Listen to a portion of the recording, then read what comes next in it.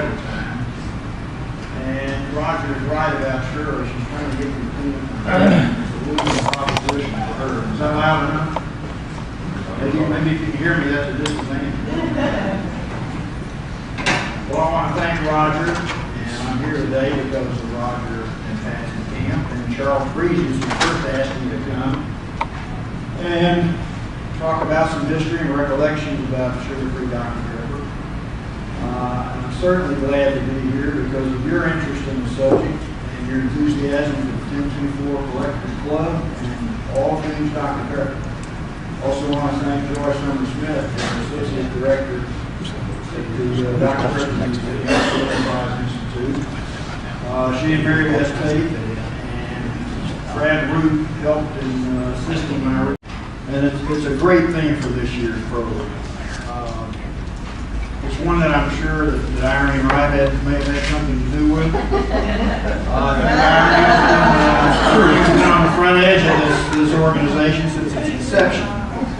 And she is doubtless the foremost premier proponent of Dr. Pepper, sugar-free Dr. Pepper for certain.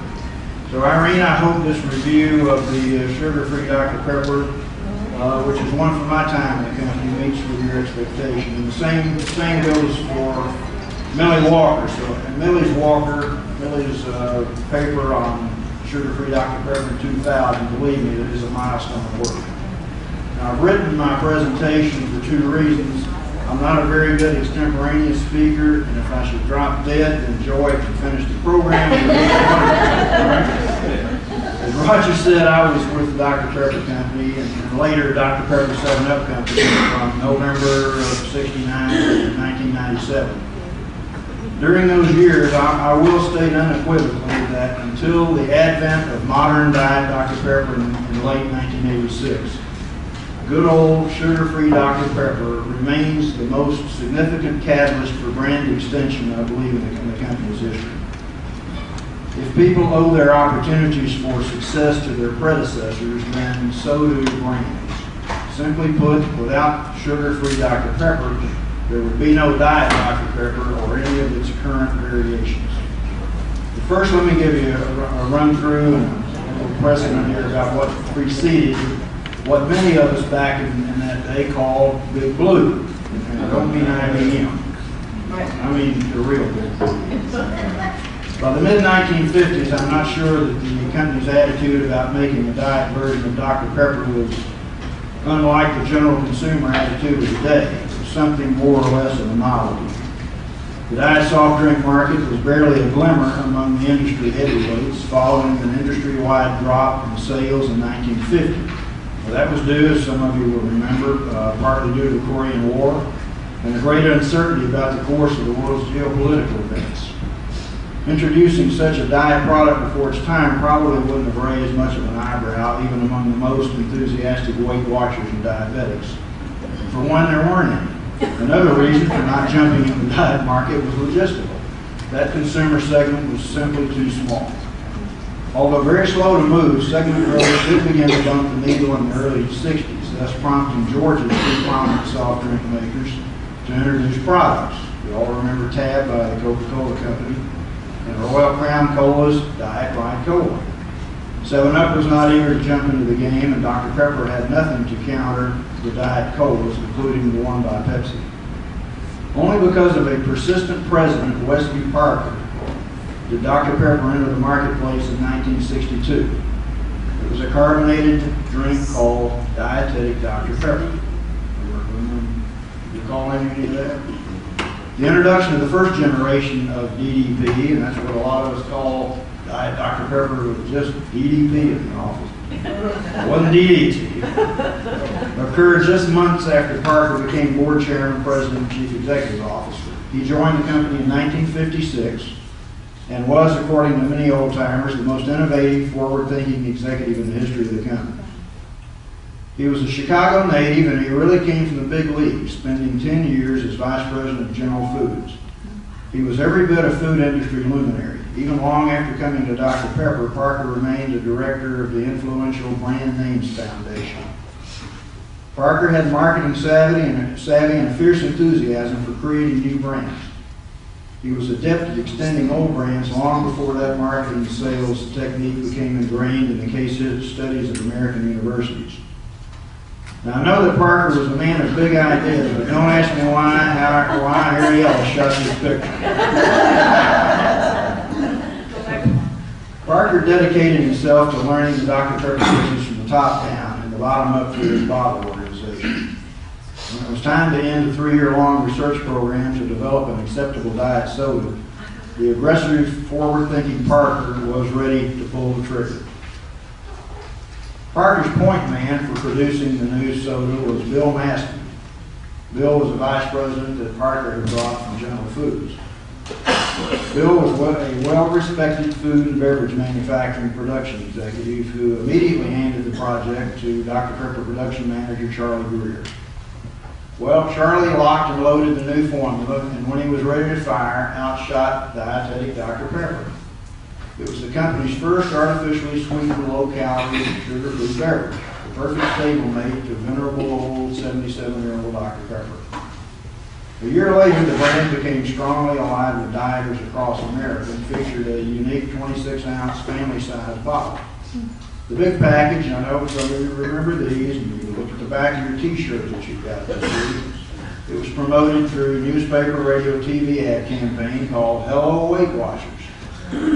We all watch our weight, whether we want to look down or not. The Dietetic Dr. Pepper certainly entered the diet beverage mainstream. Well, things went well the first year, according to a very conservative sales plan, augmented by massive in-store displays. But not every leader's great idea is flawless. Parker's enthusiasm to energize his bottler network and salesmen about Dietetic Dr. Pepper ran into a snag before the end of the first year. Forever scouting the horizon for bigger opportunities, Parker embarked on a second dietetic route to market, brought on by the allure of a white, grape-based sparkling soda from Sweden. The risk of taking on a second diet soda was too much for Parker to ignore. In early 1964, Parker launched the exotic brand Palmac to the U.S. customers. Its acceptance by teens and young adults was overwhelming, but it came with a downside. As a diet product from Dr. Pepper Company, its presence alongside Dietetic Dr. Pepper was often confusing to shoppers. The chance that one brand would cannibalize the other did have an early effect. Also, as good tasting and attractive as it was, Palmac was priced the same as Dr. Pepper and other sodas. That fact alone worked to erase any perception about it ever being a premium beverage, and that's what Parker wanted it to be. Women shoppers stopped buying after the first purchase. The product was good as long as it remained ice cold. If it ever got warm, if you ever had a warm Palmac, you'd never finish it, I guarantee you. Ice cold, it was good. As long as it remained cold. But in a fledgling diet category already being captured by Diet Right Cola, Palmac's days were numbered. With few repeat sales, bottles began to sour on the brand. Now, Jim Chappelle, he was our West Texas zone manager at the time, and he's been a long time 10-2-4 member. He had this account to tell me. He said it wasn't long until thousands of cases of returnable Palmac bottles began to pile up in the warehouses everywhere. So it certainly didn't have the power of Diet Right Cola, and few did. Its imminent failure as a supposedly premier diet soft drink began to have a negative effect on Dietetic Dr. Pepper. How many great soft drinks could we sell? Say one would have been great. But as good a product as Dietetic was, the bad taste it left in bottlers' mouths was very hard to wash down. Well, very soon, empty Palmac bottles became collectible. Some of you have some even winding up in this show, I'm sure. So morale about Palmac sank, and in 2 years the division would be dissolved. Almost immediately, it was decided that Dietetic Dr. Pepper would be renamed Diet Dr. Pepper. And that name change was made in 1965. It did take many months, however, to remove those earlier bottles from the marketplace. Although outdated, they were permitted to remain on store shelves because of an FDA-approved interim bottle crown that just said Diet Dr. Pepper. It was a second warning label. Less than a year later, Parker announced that bottled syrups would be converted to concentrates. It's an idea that he fostered and approved in 1966. Included was a standardization of Diet Dr. Pepper fountain syrup containers from just very 6 or 7 different packages to 1 gallon glass and plastic jugs, which made them the same size as regular Dr. Pepper jugs. While hugely efficient for bottlers, the shift in production methods was not enough to stem a downward turn for both Pomac and Diet Dr. Pepper. Diet DP struggled, but by year-end, a small but vocal number of weight-conscious consumers had begun contributing to its rise in popularity. Using the same white and blue colors, new Diet DP bottles looked almost like their previous issue. Slowly, they began to infiltrate the marketplace. With Pomac out of the way, company attention to the diet segment could focus exclusively on its one diet product, Diet Dr. Pepper. The late summer diet was enjoying marginal success under the new banner. Finally, the new name was having a positive effect on grocers. It was also becoming part of the shopper's mindset, particularly those addicted to Diet Right Cola and other brands now being referred to as in the diet category. Well, just as Diet Dr. Pepper was regaining its introductory luster, Parker suffered a stroke and died in January 1967.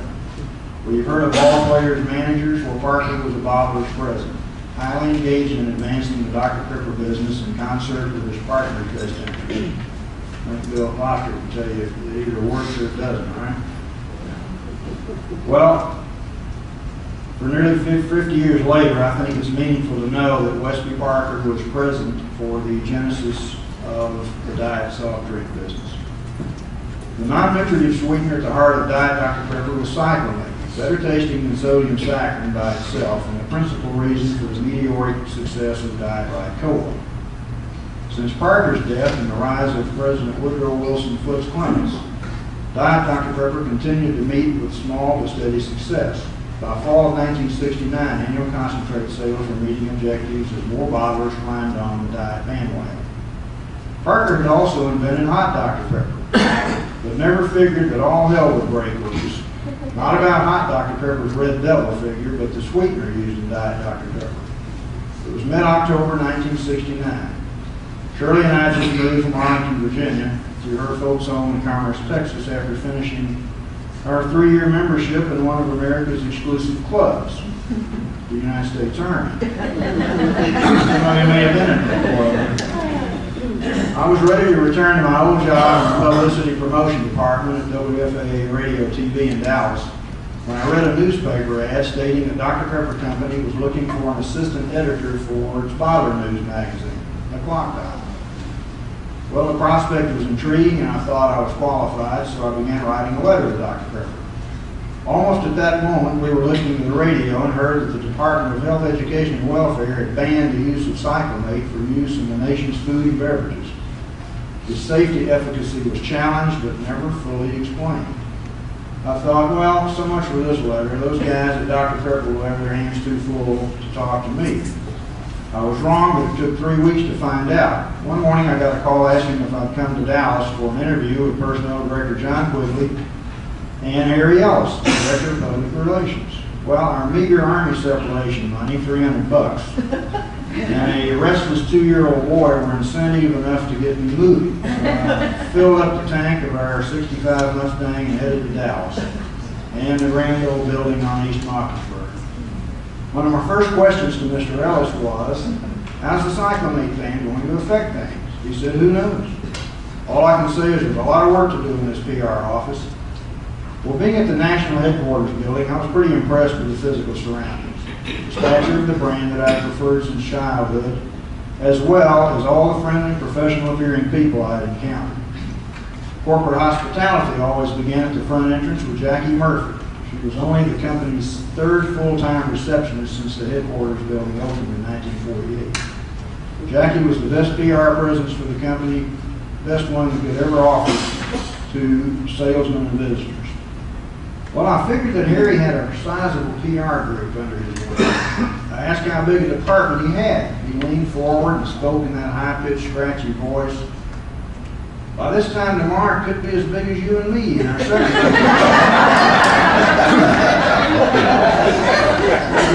Cast of 3, huh? Well, I like that challenge and had one last interview if I make the cut. Well, a week later, Harry called me and wanted me to come in the next morning and talk to some guy named Foots. Foots, I thought, are you kidding? Foots what? What kind of a guy calls himself Foots? The kind of guy that sends out Christmas cards and shit like this. I found out pretty soon after. We finished our 20-minute interview, and I rose to thank him for the first time. I remember Mr. Clemens' big fingers wrapped around mine in a firm, manly handshake. He thanked me for coming in and asked, if Harry likes you, when can you start? Well, I supposed I was in, and it's something Harry confirmed on his way back down from the 3rd floor. A few days after Thanksgiving, I reported for work. November 28th. I hadn't been at my desk more than an hour when I answered my first phone call. The voice was very clear and succinct. It belonged to some federal bureaucrat reminding me that we had until New Year's Day to clear the nation's shelves of all Diet Dr. Pepper. We would be prepared also to implement our PR plan to explain to grocers, convenience store operators, restaurants, and consumers exactly why Diet Dr. Pepper was going away. At the same time, another FDA person was calling our production department to remind someone there of an obligation, and I'm sure that obligation was already understood. I thanked my caller and quickly walked into Harry's office. I asked him if we had a plan. Harry looked startled. Plan? Oh, fudge. Only one fudge, and we didn't have a plan. Harry said, let's go see Mr. Clemens. In an hour, we had a statement prepared for our purposes and did the same for Foots. He worked on this statement for a few minutes, then we issued a 2-page press release containing a very terse announcement from our president. Quote, we have available an excellent low-calorie Dr. Pepper for diet drinkers, which will be ready for the market as soon as new labeling for existing packages is available. Close quote. Well, it was a true statement identifying the company's action plan, and it was one that had actually begun some time before in our laboratory under the direction of Charlie Greer. The release also started a clock ticking for our 3 company-owned plant managers to have all DDP removed by New Year's Eve. I would soon meet and learn to rely heavily on Charlie Greer. Our package suppliers had already begun working on new graphics for can, bottle, and fountain concentrate packaging. It was somewhat of a whirlwind, but a well-controlled one because of Charlie Greer's preparedness to reload and fire. If you know Charlie, and I hope someday you do, you'll know he was born ready. He was hired by Mr. Parker to head Dr. Pepper syrup plants in Dallas and Birmingham, after having worked at the ABCD in Washington, D.C. That was the American Bottlers of Carbonated Beverages, the forerunner of the National Soft Drink Association, now known as the American Beverage Association. Charlie was a University of Maryland graduate who began his illustrious soft drink career driving America's highways in the ABCD mobile laboratory. It was a self-contained, comprehensive quality control center for testing water purity and finished goods made by bottler associate members. Charlie quickly learned the industry inside out. Charlie was also a Navy Reserve Medical Corps officer. Smart, disciplined, always on the front edge of formula testing and quality control technology. Needless to say, when Cyclamate was banned, Charlie already had something on the front burner. The only thing the new Diet Dr. Pepper needed was time for package suppliers to prepare new label and package inventories. The new low-calorie product was ready by February 1st, 1970, under the brand name New Diet Dr. Pepper. Also ready to roll out to the fountain food service trade was the new company molded 1-gallon plastic jug, replacing heavy, cumbersome glass bottles that never seemed to bounce very well on tile floors. Well, the company was now prepared to ship lighter fountain packaging to bottlers and fast food trade. Cans also got new trade dress in blue and white colors. Do any of you still have any of those cans? They were really attractive. New Diet Dr. Pepper contained a small amount of sugar combined with sodium saccharin. It yielded 2.7 calories per fluid ounce. Not quite sugar-free, but leaning in that direction. Now, our bottler in Lufkin thought enough of the new brand to incorporate it into her regular newspaper, weekly newspaper ads. And can you see the message at the bottom of the ad? Yeah. Well, Mrs. Franklin was never shy about reminding readers where to spend their Sunday morning. The new diet Dr. Pepper was short-lived, but served a very valuable purpose until Charlie Greer's next concoction, the first sugar-free Dr. Pepper, containing a scant 1/4 calories an ounce. Now, the quarter calorie, a lot of people ask, well, if it's sugar-free, how come it has sugar in it? That came from the Carolina coloring, which is simply burnt sugar. Something permitted by FDA standards, thus enabling the new beverage and other company brands to be labeled sugar-free drinks. Saccharin, however, posed one problem because of the FDA's Delaney Clause in 1958. The Delaney Clause stated that any food product with an ingredient, quote, known to cause cancer in the living tissue of animals or humans would require a warning label. To reinforce the Delaney Clause, the FDA conducted new lab work on saccharin. After massive injections of saccharin into the urinary bladders of test mice using human sinus clinical syringes, the FDA determined again that saccharin could cause cancer in tiny mouse bladders. How big is a mouse bladder? I should note that saccharin has been around for more than 100 years and has never caused cancer in one human being. You probably know that since we're not mice, you may also rightly suppose, relative to humans, that size syringe used in the FDA test would be about as big around as the water pipes that run through your house.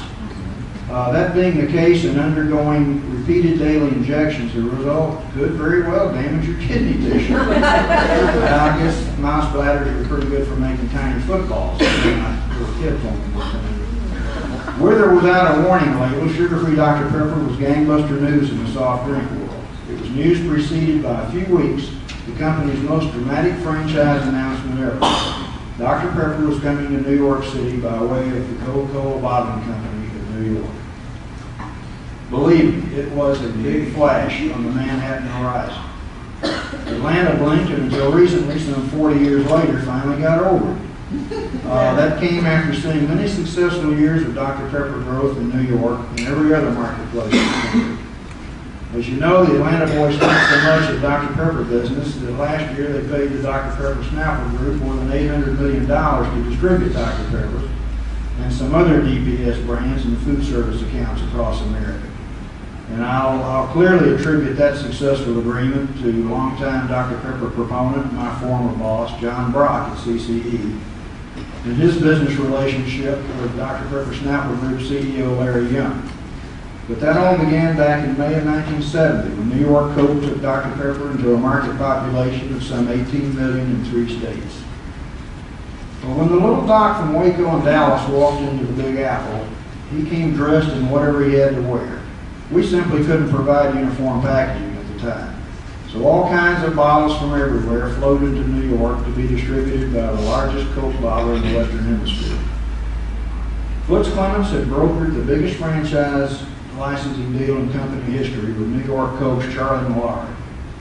We were in the big leagues and everyone was jubilant, not the least of whom was the man called Foots. He was very jubilant, believe me. He was also certain that sugar-free Dr. Pepper would soon enter New York City. In fact, sugar-free Dr. Pepper and New York Coke would quickly partner to introduce the first edition of the Diet Dr. Pepper package logo you hold in your hands this morning. But it wasn't dressed in red and maroon. The newly prepared logo in red and blue would finally bring continuity of design to our myriad logos. Subliminally, New Blue was shaped like New Red, thus imparting the taste similarity to Dr. Pepper. It worked marvelously. The principal ingredients of sugar-free Dr. Pepper blended astonishingly well with the new calcium saccharin sweetener. So well that the typical bitter taste of saccharin disappeared when compared to our old drink and those of our competitors. As you well know today, not all diet brands taste like their parent flavors, but sugar-free Dr. Pepper always tasted like Dr. Pepper. Taste and continuity of logo design were definitely driving forces in the new, easily compatible Dr. Pepper logos. In the late 1960s and early 70s, there were so many Dr. Pepper logos that no one could accurately count how many went on route trucks in more than 500 markets. And as collectors, you know how many there were. It was a mess. When I joined the company, we had fat ovals, long ovals, with and without Cadillac V8 chevrons, candy stripes, various colors of red, yellow, black, and green, script letter logos, block letters, italics, serifs, sans serifs, pounds patterns. It was a nightmare. No product in the world had the number of types and styles of brands like Dr. Pepper. If photographs of 1,000 U.S. store displays were made at any given time, believe me, no two would look alike. The man called Foots knew it was a dreadful situation. He gave marketing vice president and future president Joe Hughes an assignment to clean it up, and Joe did a masterful job. He hired a New York design group named Sandgren, Murtha, and Loopliner to work with our research group to create a new Dr. Pepper logo. It was a very vital step for our entry into New York. The process involved the most extensive marketing research project since Dr. Walter Eddy of Columbia University published The Liquid Bite in 1944, right in the middle of the sugar rationing days of World War II. Eddy's work substantiated President J.B. O'Hara's study in the late 1920s about daily low blood sugar levels in humans. That, of course, led to the 10-2-4 slogan and similar logos that lasted until 1971. The new Sandgren Murtha Loopliner logo was introduced to bottlers in the fall of 1971. Its first showing, however, would be in a blue format, already being prepared for printing in the industry's can-making factories.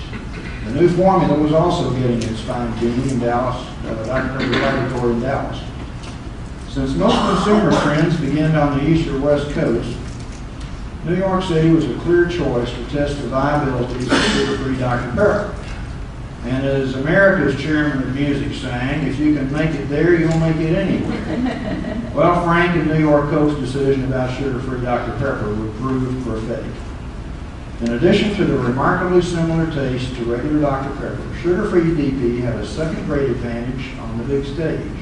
It was truly new, therefore leaving behind the potential baggage of being perceived by a totally new audience as a transitional diet soda. This was no time for remakes, redos, or often the kiss of death, new and improved. Old new Dr. Pepper. No one had to replace or retry something that would have been in the marketplace less than a year. Foots and Joe Hughes knew that we would not likely get a second chance to get it right in New York. We had failed there once in the late 1950s and early 60s with an inferior group of bottlers. This time would be different, thanks to Charlie Greer and Frank Phillips on your right.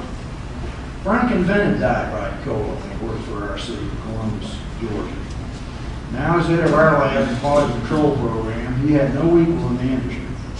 For the record, Charlie Greer and Frank Phillips are two of the most important and underreported figures in the history of Dr. Pepper and later Dr. Pepper 7-Up companies. Combined for nearly 40 years, they were responsible for field testing and producing every drop of syrup and concentrate that rolled out of the Mockingbird production plants in Dallas and Birmingham and later St. Louis. The beginning of the New York success story for sugar-free Dr. Pepper is due largely in part to their efforts to get and keep things right. Another of our great strengths was our advertising agency, Young and Rubicam, based in Manhattan. They lived in the belly of the beast and responded accordingly to both client and customer when it came to creative campaigns designed to captivate and hold a very highly critical New York audience. Through a series of bus and subway boards and outdoor signage, Y&R quickly spread the message that sugar-free Dr. Pepper was too good to be true and only tastes fattening. And all images featured the brand new logo, a dark blue oval on a light blue background. The new Big Blue and its red counterpart represented the most significant logo change in 20 years. And it was on the streets of New York, northern New Jersey, and southwest Connecticut in a matter of weeks, 5 months before the new red on burgundy look was presented to our bottlers in San Francisco. Paralleling bottle and can distribution, blue sugar-free cups began to hit food service accounts. Blue billboards, colorful point of sale, special promotions, many of them geared for Weight Watchers and health clubs, began popping up all across the country. The most obvious rolling signage then began appearing on brightly colored trucks. Sugar-free rolling stock was popular with bottlers as Big Blue became integrated into route delivery fleets in every state. They were especially effective on the over-the-road trailers that ran the nation's interstates, most of them linking major distribution centers. Our bottle can salespeople were kept hopping, securing displays of sugar-free Dr. Pepper. Incremental sales in all types of accounts began to excite and please the bottler community. The money was rolling in. Market share increased every quarter, often by double digits. Looking back, the introductory year was so successful that in 1972 we put sugar-free packaging on the front cover of the annual report. It said volumes about sugar-free. Big Blue was finding its way into all bottler co-op ad and promotion efforts. Over time, sugar-free Dr. Pepper became a customary part of city and country billboard schedules. There were exclusive grocery and fountain premium merchandise programs, and more cases of sugar-free were being loaded in office and institutional vendors. The Blue influence was visible in recipe books, diet cookbooks, magazines, newspaper features across America.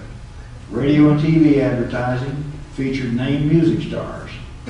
Network music specials were being sponsored exclusively by sugar-free Dr. Pepper. In 1981, we began to incorporate sugar-free coupons in the annual report and interim financial reports to shareholders. Financial analysts thought it was a smart idea, and so did our shareholders. In 1983, we rolled out Pepper Free, a caffeine-free, sugar-free drink that filled a growing demand among health-conscious consumers. Without question, it was a hectic and tremendously successful decade for our bottlers, shareholders, and of course our employees. With the manufacturer's refinement of aspartic acid, the best of which was named aspartame, the days of sugar-free unfortunately were numbered. But not until two Dallas investors saw great promise in the future of Dr. Pepper Company. Harry loves shooting models. Harry doesn't love shooting, but he loves standing there watching them. He could always find some good ones, believe me. I know some of you remember these things rolling by, and you remember some of the promotions. And boy, I'll tell you, if you have any of those old promotion packages, I think you have some really valuable artwork. And Roger and I were talking earlier. Boy, some of the artwork was fantastic. I enjoyed a lot of the photo shoots in New York. A lot of them were shot in Dallas. That particular board, which you see down here in front, was originally a subway billboard. And New York Coke did a tremendous job in getting subway and bus boards up. And they all preceded, they all preceded the big billboard, the outdoor boards. We were able to get, oh no, you're fine. We were able to get a lot of scoreboard signage in major sports.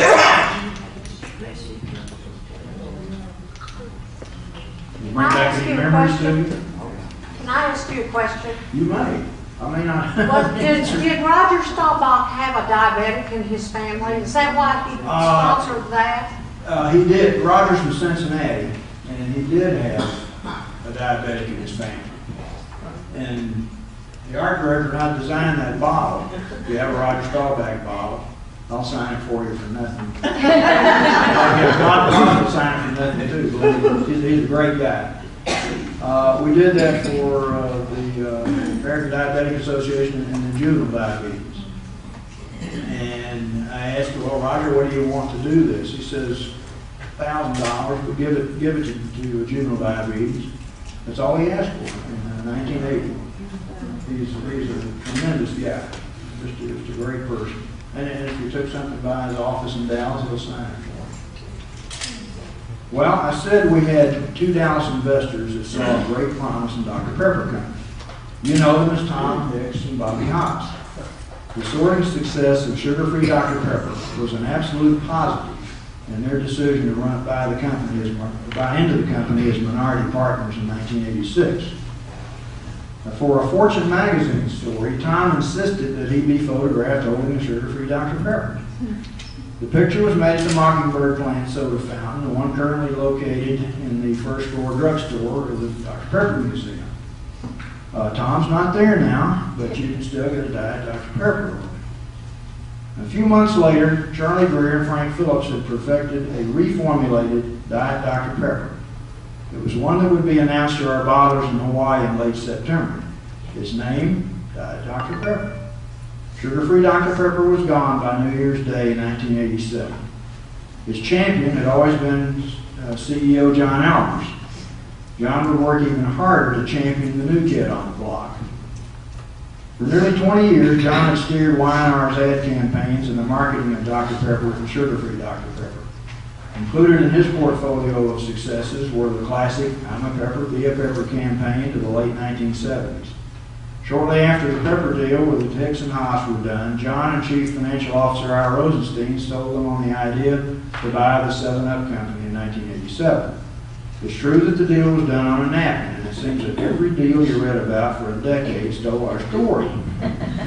John's a Hall of Fame figure in Dr. Pepper history, of course, and from the beginning was passionate about making Diet Dr. Pepper the best tasting diet soda in the business. It remains the standard. Well, I have a quick recollection about the prettiest girl at the dance. For many years, I served with our competitors on numerous industry boards and committees. And believe me, every time sugar-free Dr. Pepper and later Diet Dr. Pepper was offered at our meetings, guess which product always disappeared the fastest? And I'm talking about everybody, every soft drink company in the business. Love sugar-free Dr. Pepper. For 5 years, I also served as chairman of the Calorie Control Council. This is a collective of end users and manufacturers of the world's leading dietary foods and beverages. Diet Dr. Pepper became the drink of choice by the majority of attendees. And again, that's a trend that began with Big Blue. For 16 years, sugar-free Dr. Pepper was a major contributor to the growth of Dr. Pepper Company. Although gone for nearly a quarter century, it still ranks among the company's all-time brand heroes. I'm really glad that you chose it as a theme for this year's meeting. I've got one concluding sugar-free story, one that almost became a nightmare. Like all diet sodas then and now, the lack of sugar in the formula remains a serious problem when the temperature drops below 32 degrees. And in March of 1972, I went to Saskatoon, Saskatchewan, Canada to assist with the opening of Canada's then most modern soft drink plant, Starlight Bottlers. The owners were the greatest guys and ever so eager to take on Dr. Pepper. They were also excited to have sugar-free Dr. Pepper, wanting to be the first in Canada to sample their beverage during the grand opening. Well, we didn't get to pick our time of the year, and if you've ever been on Canada's vast prairie or huddled for warmth to stay alive in Korea in March, you may know what I'm talking about. When I got off the plane, the Air Canada hostess gave me a plastic bag to cover my face. She said, "Walk fast, it's 24 below zero." The Listwin family named the business Starlight Bottlers because the aurora borealis blazes every night in late winter. It's a beautiful sight, but its warmth unfortunately never reaches the ground. Well, after changing clothes, I went to the plant and found Bill Burden, our quality control man, wrapped in a blanket lying under a big batching tank. His hands were turning sugar-free blue after repairing some plumbing lines that had frozen and burst. Bill had also been busy trying to keep warm dozens of cases of sugar-free syrup. We had planned to put it in 5-gallon premix containers for sampling what we thought might be a few hundred open house tour guests. Our celebrity for the big event was a young Canadian Olympic skier named Nancy Green. If you watched last year's Winter Olympics from Canada, you saw Nancy join Wayne Gretzky and 3 other famous Canadians to participate in the opening and closing ceremony. For our occasion, however, Nancy was scheduled to cut the ribbon to officially open the plant and would later help sample sugar-free Dr. Pepper. The morning of the opening, Bill and I arrived to find out that the heaters in the storeroom that held our sugar-free Dr. Pepper had gone offline sometime. We looked at each other knowing what was next. Bill took his pocket knife and opened the first carton of plastic jugs. Then he began laughing. He stood there for a second and said, "Well, Jim, I guess we can start building the first sugar-free Dr. Pepper igloo in Canada."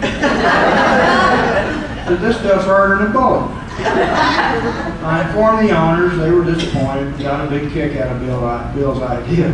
We decided, however, to lock the storeroom door. I told Nancy that we had encountered a slight technical problem and would be unable to serve the new product. Instead, we prepared regular Dr. Pepper premix and 5-gallon urns of hot Dr. Pepper generously laced with Bacardi rum. If they knew nothing about Dr. Pepper, the Canadians fell in love with what we call the shush bar. Besides curling, bowling, ice hockey, cross-country skiing, and keeping your cattle herds from freezing stiff, there's not a lot to do along the Saskatoon River in March. Regardless, more than 12,000 people came out to see the plant. The Guzzle Shush Bar. It was a Bafo opening that drew celebrities and dignitaries from all over the province. Well, the following day, Bill and I returned to the plant with destruction on our minds. We found some snow blowers and an empty drain, used the blowers to melt down the brown sugar-free igloo blocks, and made them disappear down the sewer. We then stripped the jugs of their labels and put the whole mess into a dumpster, the contents of which are probably still part of Saskatoon's frozen landscape. Well, the public never knew what it missed, and we avoided a terrible embarrassment, but I would still like to see Bill Burton's sugar-free igloo.